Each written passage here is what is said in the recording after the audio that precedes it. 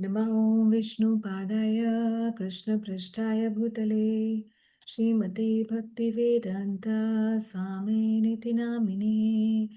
नमस्ते सरस्वते देवे गौरवाणी प्रचारिणे निर्विशेष शून्यवादी पाश्चात्य देशतारिणे। जय श्री कृष्ण चैतन्य प्रभु नित्यानंद श्री अद्वैता गदाधर शिवासादि गौरभक्तवृंद। आजानुलंबित भुजो कनकावदातो संकीर्तने कपितरो कमलायताक्षो विश्वम्भरो द्विजवरो युगधर्मपालो वन्दे जगत्प्रियकरो करुणावतारो। पञ्चतत्त्वात्मकं कृष्णं भक्तरूपस्वरूपकं भक्तावतारं भक्ताख्यं नमामि भक्तशक्तिकम्। नमो महावदन्याय कृष्णप्रेमप्रदायते कृष्णाय कृष्णचैतन्य नाम्ने गौरतिषे नमः। नित्यानन्द नमस्तुभ्यं प्रेमानन्दप्रदायिने कलौ कल्मषनाशाय जहन्नमापतये नमः। हम लोग आदि लीला चैप्टर 3 कर रहे थे और उसमें लास्ट का पोर्शन हमारा रह गया है, which we will do. We'll just have a little recap of what we had done and then we'll start with the remaining shlokas. तो हमने आदि लीला में सबसे पहले कृष्णदास कविराज गोस्वामी का जो राइटिंग स्टाइल हमने किया था कि पहले वो कृष्ण को डिस्कस करते हैं और फिर कृष्ण का रेफरेंस जब पूरा डिस्कस हो जाता है तो फिर उसके बाद बताते हैं कि भाई जब कृष्ण का ये है तो महाप्रभु का ये है, क्योंकि Shri Krishna is none other than Mahaprabhu and Mahaprabhu is no other than Shri Krishna. इसीलिए पहले सब कुछ कृष्ण का डिस्कशन होता है। तो यहाँ भी इस चैप्टर में भी इन्होंने ऐसा ही किया है, यही राइटिंग स्टाइल रखा है। चैप्टर का जो मूलभूत सिद्धांत था वो आदि लीला चैप्टर 1 में जो मंगलाचरण था उसमें जो चौथा श्लोक था उस चौथे श्लोक की एक्सप्लेनेशन ये पूरा अध्याय तीसरा अध्याय है। और चौथा श्लोक था महाप्रभु के आने के जो बाह्य कारण है उनके बारे में। तो बाह्य कारण की व्याख्या करते करते पहले उन्होंने ये बात डिस्कस की कि कृष्ण के आने का बाह्य कारण क्या था। तो भगवान के आने का हमेशा बाह्य कारण यही होता है, परित्राणाय साधूनाम विनाशाय च दुष्कृताम धर्म संस्थापनार्थाय। ये भगवान बताते हैं। तो श्री कृष्ण के अपेयरेंस का भी ऐसा हेतु है, ये एक्सटर्नल हेतु है, मगर इंटरनल भगवान के आने का कारण ये था कि भगवान श्री कृष्ण भी अपनी वृंदावन की मधुर प्रेम भक्ति का प्रचार करना चाहते थे और दूसरों को दिखाना चाहते थे कि कैसे ऐसा भी एक जगत है जिसमें श्री कृष्ण के साथ भगवान के साथ जीवात्मा प्रेम का आदान प्रदान कर सकते हैं। और भगवान के आने के बाद भी कृष्ण ने जब आकर यहाँ पे अपनी धराधाम से अपनी लीलाएं समेट ली उसके बाद भी उन्होंने सोचा विचार किया कि अभी भी कुछ काम रहता है और वही हेतु बना महाप्रभु के अपीयरेंस का। श्री कृष्ण दोबारा से आए और एक भक्त के रूप में उन्होंने ब्रज भक्ति का अनुशीलन करके दिखाया, क्योंकि केवल ब्रज भक्ति को की महिमा श्री कृष्ण ने अपने परिकरों के साथ यह लीलाएं तो की, मगर कैसे उस मार्ग पे चलना है वो नहीं दिखाया। उसी का एग्जाम्पल सेट करने के लिए श्री कृष्ण ने सोचा कि अब अगर मैं ही नहीं दिखाऊंगा तो कैसे दुनिया वाले फॉलो कैसे करेंगे। तो सारे जगत के लिए एक आदर्श प्रस्तुत करना है मुझे एक भक्त बन के। और यही हेतु रहा महाप्रभु के अपेयरेंस का कि external reason was to show how to be a devotee, to set an example of being a devotee and to thus preach the holy name, the glories of the holy name and the glories of the Braj भक्ति। तो हमने युग धर्म की स्थापना, हरे नाम संकीर्तन की स्थापना और प्रेम भक्ति का प्रचार करने के लिए महाप्रभु के रूप में श्री कृष्ण का प्रकट्य हुआ।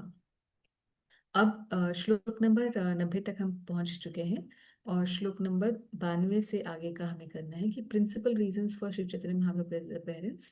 तो इसमें जो पोर्शन अद्वैत प्रभु का क्या कंट्रीब्यूशन था महाप्रभु के आगमन में, उसको हमने आज लेना है। तो पिछली बार हमने जो ये डिस्कस किया, 3 एक्सटर्नल रीजंस, इनको हमें ध्यान रखना है। पहली बात, महाप्रभु आए युग धर्म की स्थापना करने के लिए। दूसरी बात, युग धर्म की स्थापना के साथ साथ, सिर्फ युग धर्म की स्थापना हरे नाम संकीर्तन के साथ साथ प्रेम भक्ति, उसमें भी स्पेसिफिकली जो ब्रज भक्ति, रागानुगा भक्ति है, उसकी अम, उसको प्रचार करने के लिए आए। ये 2 बातें हैं। और तीसरी बात है जो आज हम पढ़ेंगे, कि अद्वैत प्रभु की जो इच्छा थी, उस इच्छा की पूर्ति के लिए भगवान आए। तो अद्वैत प्रभु की क्या इच्छा थी और उसकी पूर्ति किस प्रकार से महाप्रभु ने की, ये आज जो श्लोक रह गए हैं उनका विषय है।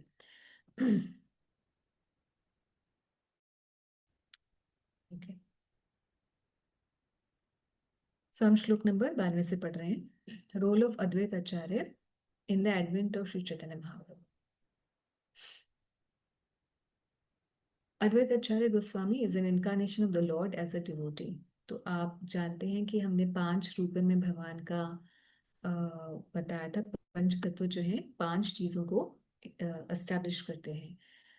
तो हमने कैसे किया था? पंच तत्वात्मकम कृष्णम भक्त रूप स्वरूपकम भक्त अवतारम भक्त आख्यम नमामि भक्त शक्तिकम। तो जो भक्त आख्यम है, यानी कि भक्त के रूप में है, वो अद्वैत प्रभु है। और अद्वैत प्रभु श्री महाविष्णु से अभिन्न है। सो पंच तत्व एक ही वस्तु है, मगर 5 रूपों में भगवान अपने आप को प्रकट कर रहे हैं। और ये रूप में भगवान अपने आप को भक्त के रूप में प्रकट किए हैं। His loud calling was the cause of Krishna's incarnation।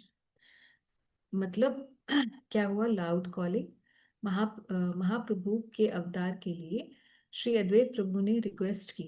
क्यों रिक्वेस्ट की? कि क्यों अवतार होना चाहिए, कृष्ण का अवतार क्यों होना चाहिए, ऐसा क्यों चाहते थे? Whenever Shri Krishna desires to manifest his incarnation on earth, first he creates the incarnation of his respectable predecessors। तो जैसे श्री कृष्ण लीला में जब श्री कृष्ण आते हैं, तो उससे पहले नंद महाराज आते हैं, यशोदा मैया आती हैं, उनका प्राकट्य होता है। देवकी वसुदेव जी का प्राकट्य होता है। और नंद महाराज और यशोदा मैया से भी पहले पर्जन्य महाराज का, जो कृष्ण कृष्ण के दादा होते हैं, उनका प्राकट्य होता है। तो इस प्रकार से भूमिका में बाकी जो भक्त होते हैं वो पहले आना शुरू हो जाते हैं, और फिर श्री कृष्ण के आने की भूमिका और जो परिकर समुदाय है वो पहले तैयार हो जाता है। Thus, respectable personalities such as his father, mother, and spiritual master all take birth on the earth first. Madhavendra Puri, in case of Mahaprabhu, who came, Madhavendra Puri, ईश्वर पुरी। माधवेंद्र पुरी कौन है? माधवेंद्र पुरी श्री ईश्वर पुरी के गुरुदेव हैं। और ईश्वर पुरी कौन है? श्री चैतन्य महाप्रभु के गुरुदेव हैं। तो पहले ही गुरुजन प्रकट हो गए महाप्रभु के। श्रीमती सच्ची माता, जो माता है श्री कृष्ण श्री चैतन्य महाप्रभु के, और Shri Jagannath Mishra, all appeared with Shri Advaita आचार्य। यानी कि ये सब जो है कंटेम्प्रेरीज थे अद्वैत प्रभु के। हमें ध्यान रखना है कि माधवेंद्र पुरी बाद, जो श्री माधवेंद्र पुरी जी हैं, इन्हीं के 2 प्रिंसिपल डिसाइपल्स, 3 प्रिंसिपल डिसाइपल्स रहे हैं। एक यहाँ ड्रॉ करके मैं बता रही हूँ, श्री ईश्वरपुरी पाद। जो ईश्वरपुरी हैं, उन्हीं के डिसाइपल हुए कौन? श्री चैतन्य महाप्रभु, राइट। माधवेंद्रपुरी जी के एक और डिसाइपल हुए हैं, और वो कौन है? कोई बताएगा? माधवेंद्रपुरी के और प्रिंसिपल डिसाइपल्स कौन थे? माता जी, अद्वैताचार्य माता जी। जी, अद्वैत आचार्य। तो अद्वैत आचार्य, अद्वैत आचार्य, और एक और बहुत इंपॉर्टेंट डिसाइपल।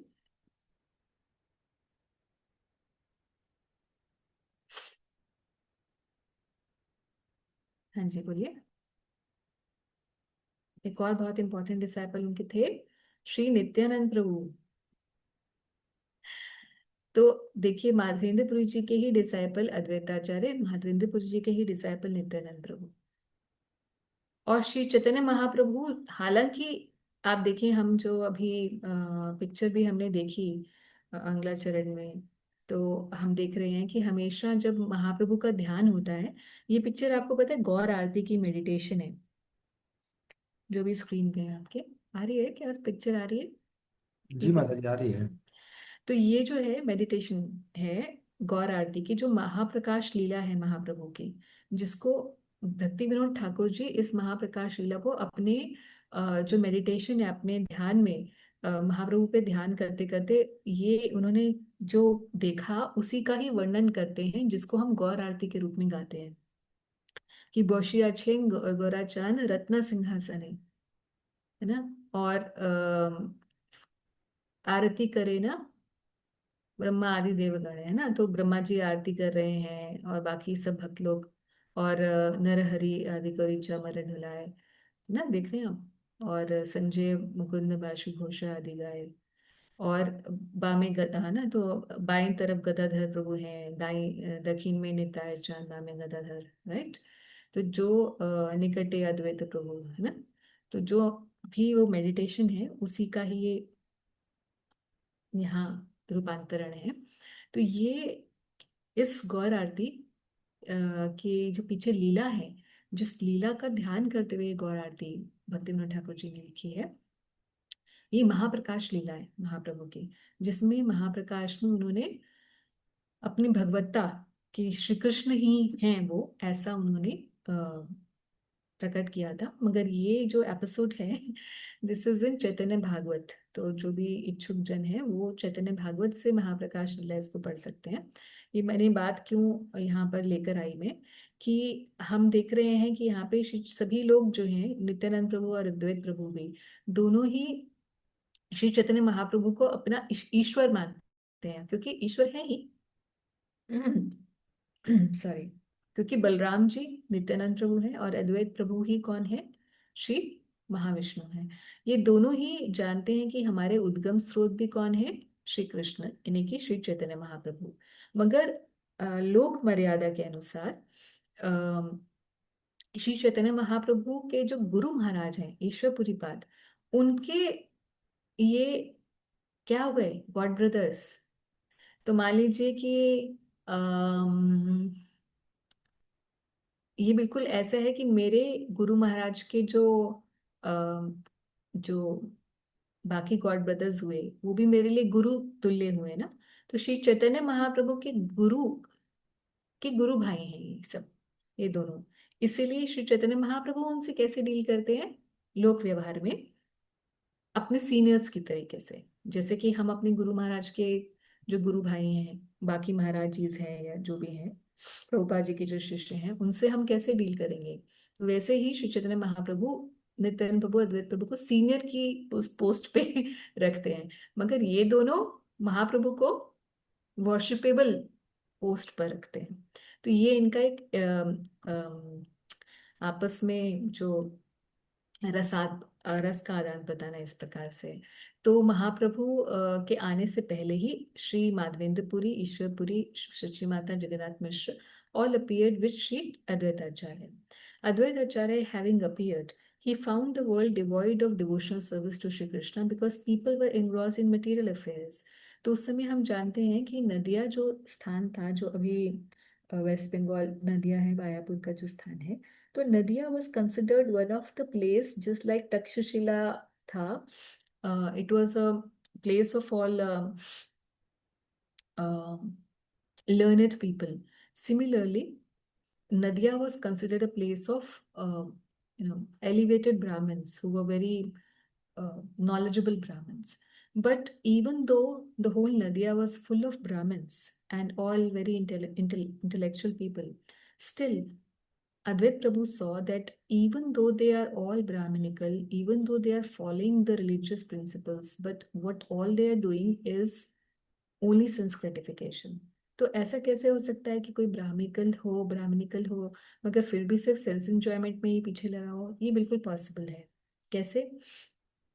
जब आप पढ़ेंगे ये चैतन्य भागवत के अंदर, इसमें बहुत व्याख्या है कि जब अद्वैत प्रभु ने देखा कि एक तो बलि बहुत ज्यादा दी जाती थी, पशु बलि बहुत हो रही थी। और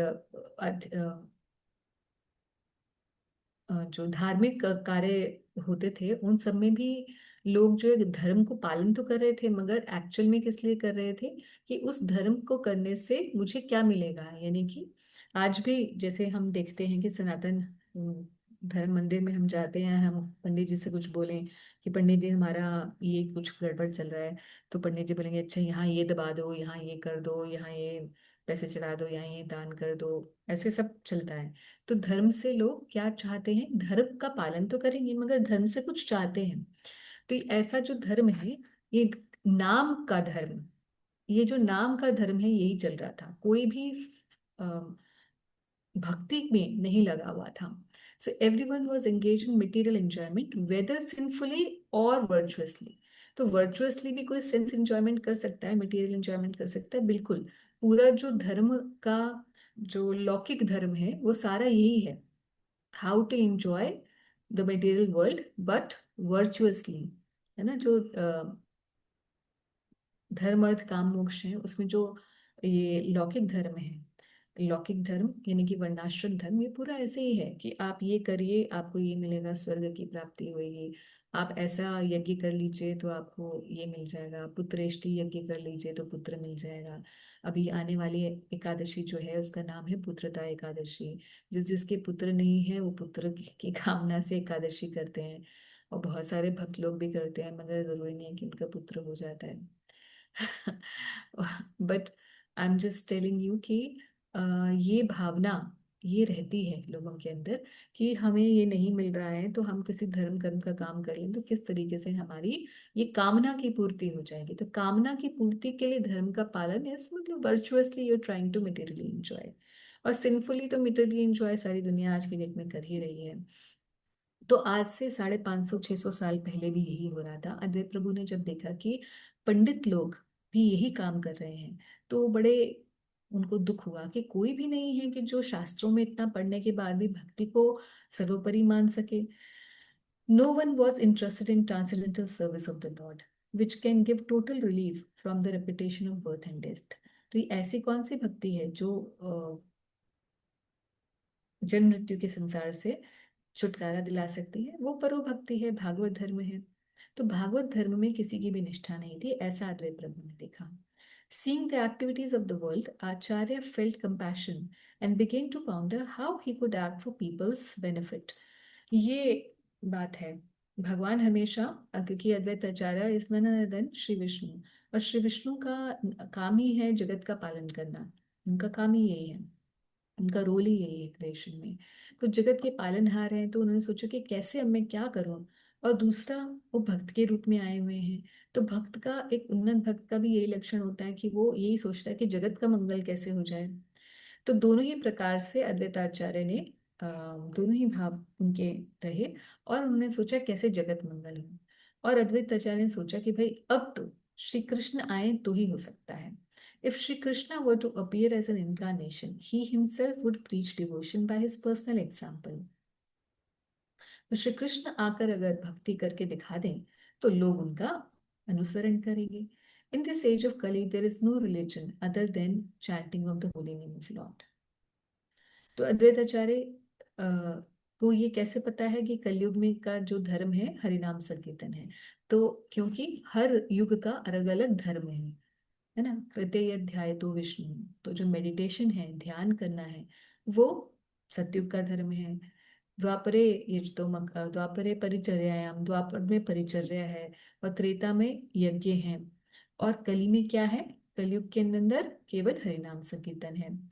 तो but how at this age the lord will appear as an incarnation, ऐसा कैसे होगा? तो अब इस बात को सिद्ध करने के लिए अद्वैत आचार्य बैठ जाते हैं अपना दिमाग लगाने कि कैसे श्री कृष्ण को बुलाया जाए। I shall worship Krishna in a purified state of mind. I shall constantly petition him in humbleness. देखिए इसमें बहुत सारी चीजें हैं जो हमें भी सीखने के लिए हैं कि भगवान का अवतरण तो अद्वैताचार्य ने करवाया। कैसे करवाया? In the purified state of mind worshipping Krishna, and constantly petition him. How? In humbleness. तो ये this gives us also clue. हम भी चाहते हैं श्री कृष्ण का जो प्राकट्य हो वो हमारे हृदय में हो, हम भी उन्हें देख पाए। और जैसे भगवान बाहर अवतार लेते हैं या प्रकट होते हैं, ऐसे हमारे भी आंखों के सामने प्रकट हो सके। मगर उसके लिए चाहिए क्या कि हमें बार बार we have to request him, O Krishna please, at least once I should be able to see you, है ना। एंड इन ऑल हम्बलनेस, क्योंकि nobody can command the lord. क्या मैं तो इतनी माला करता हूँ फिर भी मुझे भगवान क्यों नहीं दिखते। तो अगर ऐसी भावना है तो इसका मतलब ह्यूमिलिटी की कमी है, और humility is the first door towards प्रेम।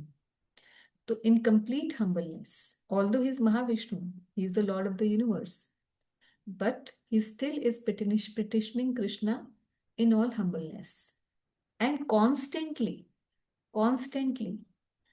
ये एक ऐसा मार्ग है जिसके ऊपर ऐसे नहीं कि हमने माला कर ली अच्छी, तो बस आज भगवान मिल जाएंगे। आज तो मुझे ऐसा लग रहा है कि अरे कोई भी मेरा नहीं है इस दुनिया में, पूरा वैराग्य मुझे हो चुका है। बीच बीच में ऐसे वैराग्य की बाउंड्स आते हैं भक्तों को, जब जिंदगी में कुछ कुछ गड़बड़ हो जाता है ना, होता है कि नहीं होता। जिंदगी में कुछ गड़बड़ हो जाता है तो एकदम से पूर्ण वैराग्य आ जाता है कि समझ में आ गया प्रभु मुझे कोई नहीं है यहाँ पर मेरा, है ना, केवल आप ही मेरे हो। तो कुछ दिनों के लिए वो अ, जोश रहता है, उसके बाद फिर वो जोश खत्म हो जाता है। इसीलिए भक्ति में आगे बढ़ने के लिए बहुत जरूरी है कि हम जो भक्ति की प्रक्रिया है उसे कॉन्स्टेंटली करें। जैसे कोई एक ही दिन में खूब सारी एक्सरसाइज करके फिट नहीं हो सकता, उसे रोज रोज थोड़ी थोड़ी एक्सरसाइज करने की जरूरत है।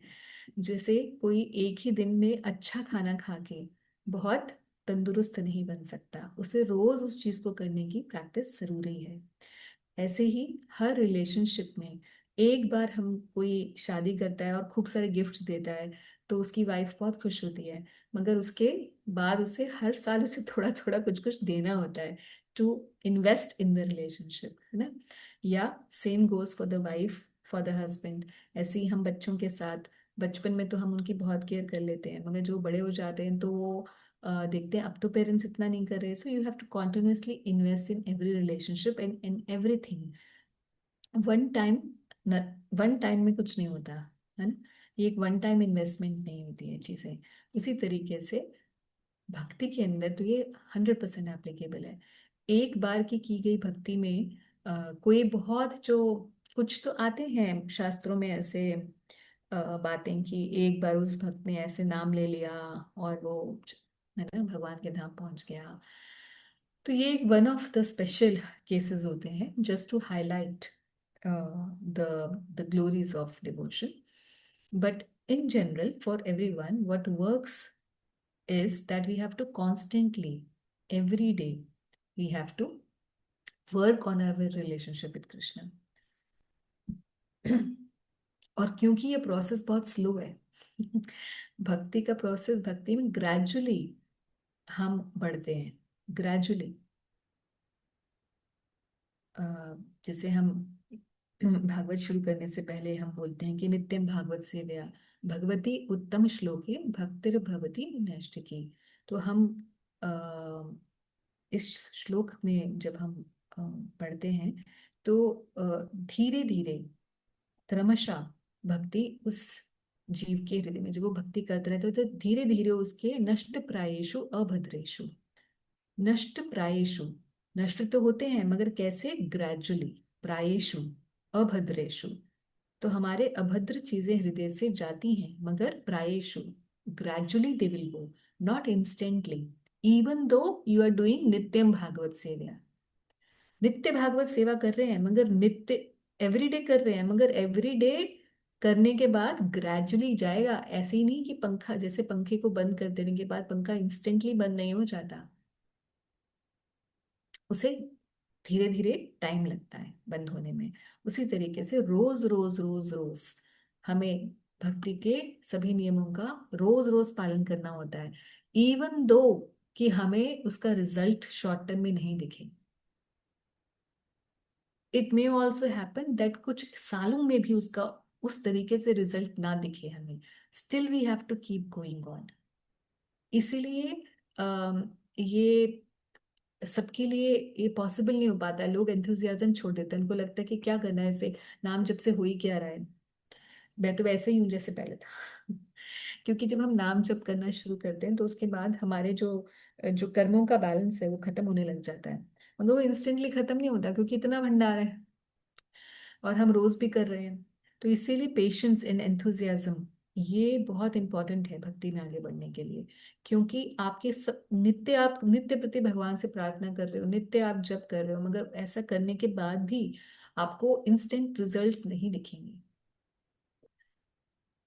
तो अद्वैत आचार्य ने क्या सोचा कि मैं कॉन्स्टेंटली भगवान से प्रार्थना करूंगा in all humbleness, and I shall worship Krishna in purified state of mind.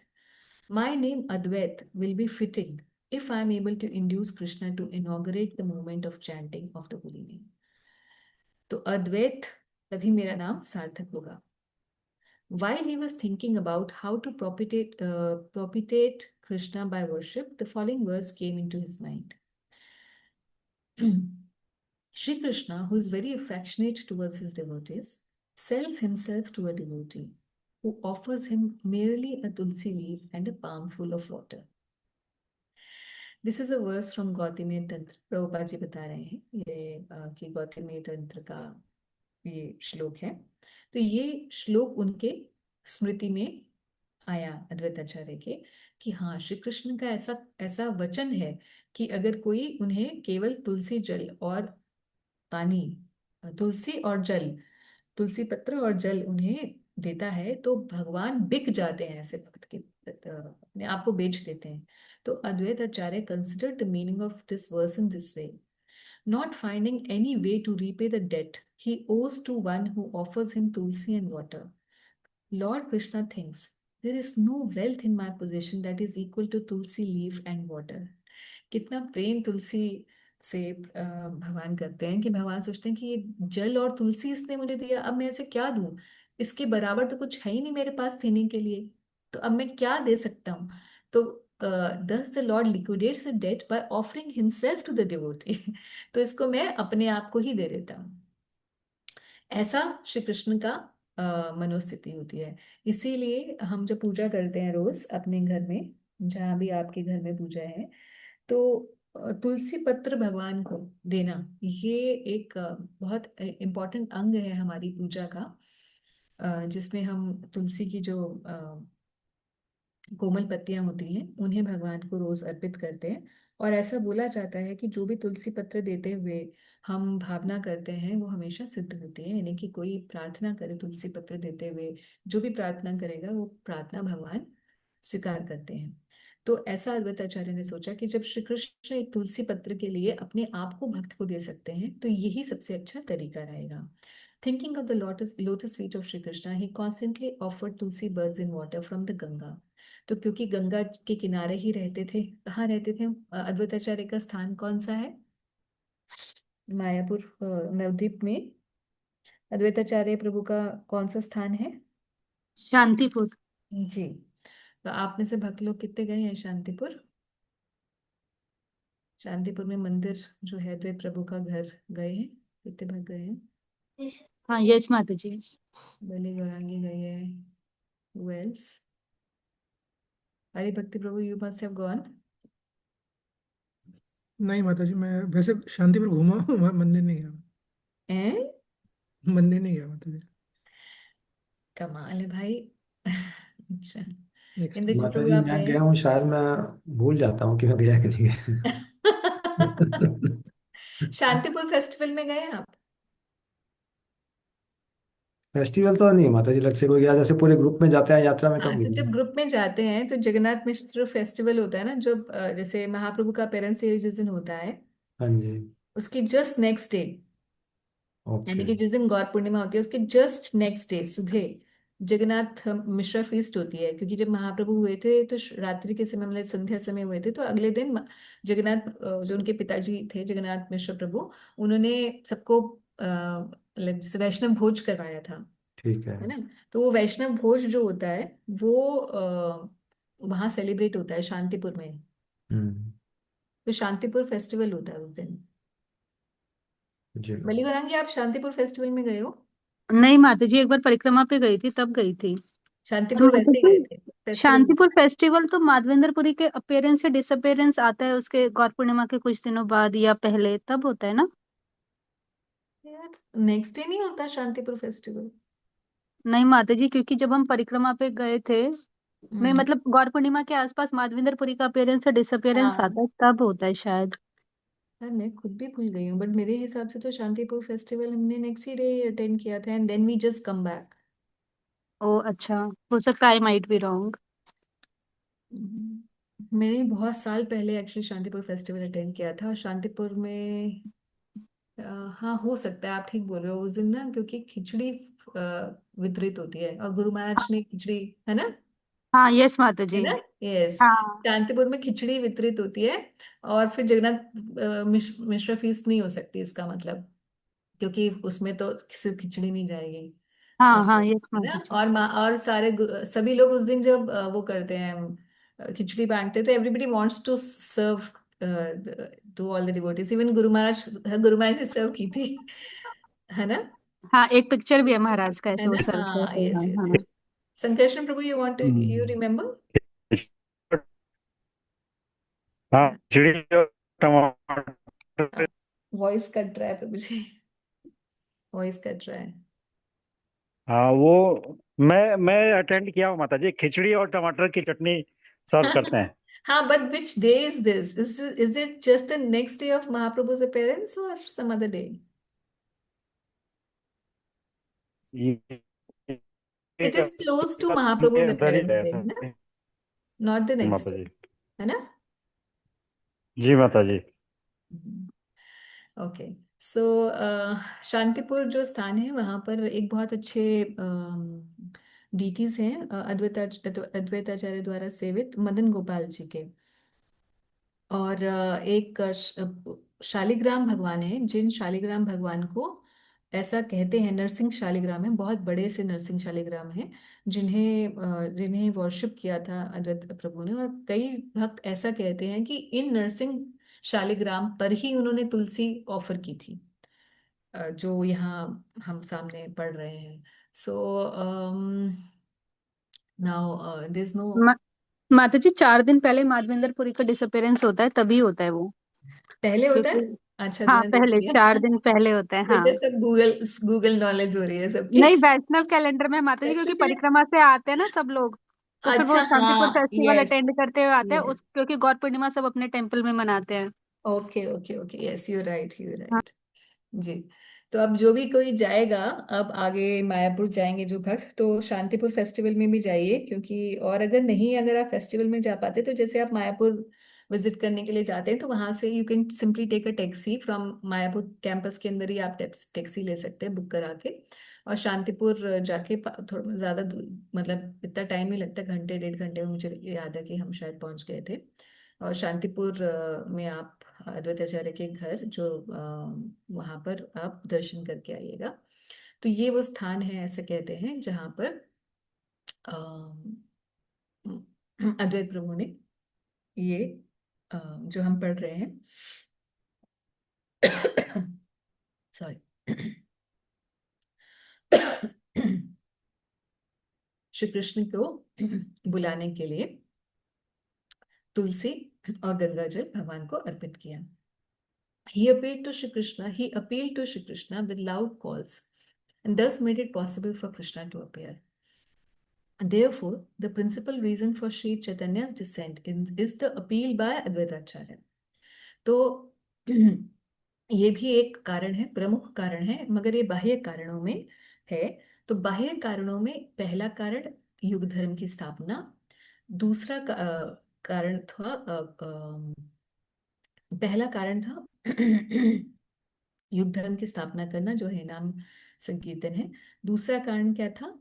Braj भक्ति का प्रचार करना। और तीसरा जो बाह्य कारण है वो है अद्वैत प्रभु के जो हम्बल पिटिशंस है उनके रिस्पॉन्स में महाप्रभु का प्रकट होना। The lord protector of religion appears by the desire of his devotees. सो ये एक प्रमुख कारण अगेन बनता है।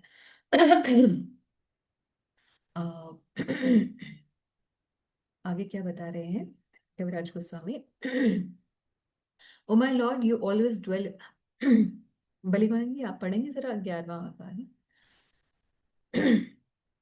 हाँ, यस माता जी।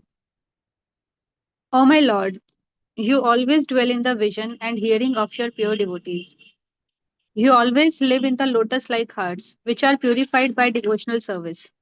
O my Lord, who are glorified by exalted prayers, you show special favor to your devotees by manifesting yourself in the eternal forms in which they welcome you. आगे आजकल भी हम पढ़ेंगे। पूरे भागवत में यही पढ़ रहे हैं ना। आज सुबह सुबह हम मंगला के टाइम पर जो श्लोक उच्चारण कर रहे हैं ये वही वाला श्लोक है। You manifest yourself in the eternal forms in which they welcome you. हाँ जी। So the essence of the mean, thank you वली। The essence of meaning of this verse is that Krishna appears in his innumerable eternal forms because of the desire of his pure devotees. So finally, concluding the chapter, Lord, thus I have surely determined the meaning of the fourth verse. Lord Garanga, Lord Chaitanya appeared as an incarnation to preach unalloyed love of God. So this is the final conclusion by Kaviraj Goswami कि प्रेम भक्ति का प्रचार करने के लिए श्री महाप्रभु प्रकट हुए। ये उनका बाह्य कारण था प्राकट्य का। ठीक। अब I'm stopping the sharing because I'll put the other chapter. एक सेकेंड। माता जी, मेरा एक डाउट था इसमें। जी बोलिए। माता जी, इसमें कि आपने बताया ना कि अद्वैताचार्य बोले कि मेरा ये नाम अद्वैत तभी सार्थक होगा जब महाप्रभु आएंगे, तो ये कैसे होगा सार्थक? मतलब ऐसा कैसे, किस लिए बोला उन्होंने? तो अद्वैताचार्य के जो नाम है, अद्वैत प्रभु का जो नाम है, ये क्यों है अद्वैत? अद्वैत का मतलब है पहली बात तो जो जिनमें द्वैत नहीं है, जो स्वयं भगवान ही हैं। अद्वैत जो श्री कृष्ण से अभिन्न है, जो श्री चैतन्य महाप्रभु से अभिन्न है, वो अद्वैत। और आचार्य का मतलब है जो अपने आचरण से करके दिखाए। तो अद्वैत आचार्य इस प्रकार से नाम है। तो भगवान को कौन बुला सकता है? या तो कोई आचार्य या स्वयं भगवान। Either Krishna's devotees can call him, or the Lord himself can appear by his own will, right? इसलिए कह रहे हैं कि मेरा नाम अद्वैत है और ये नाम मेरा सार्थक होगा अगर अद्वैताचार्य मेरा नाम सार्थक होगा अगर महाप्रभु को मैं बुलाने में सक्षम हूं तो। मतलब भगवान ही अपने आप को प्रकट कर सकते हैं ना, और वो खुद ही भगवान है अद्वैताचार्य, तो अद्वैत है। Is it clear? हाँ, यस माता जी।